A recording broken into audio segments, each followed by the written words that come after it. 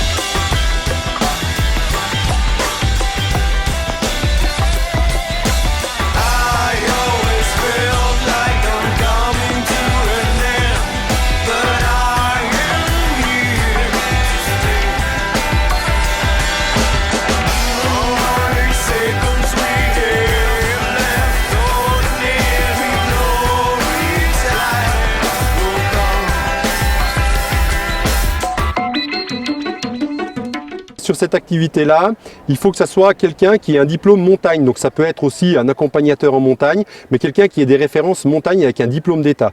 Donc nous, on se pose vraiment là en tant que moniteur de ski, puisqu'on a ses prérogatives, on va dire, pour pouvoir faire cette activité.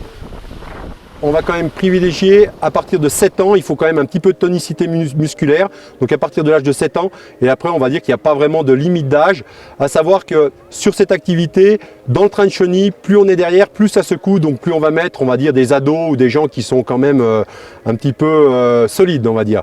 Par contre, si on est juste derrière le pilote, on peut mettre des gens même d'un certain âge, il n'y a pas de souci. Et les sensations sont quand même garanties. On est très près du sol, puisqu'on évolue très près du sol, donc on a regardé déjà, on évolue à peu près à des vitesses, on va dire, autour de 25, voire 30 km/h maximum, mais c'est plutôt, on va dire, entre 20 et 25 km/h. Mais du fait de la proximité du sol, on a l'impression d'aller très vite.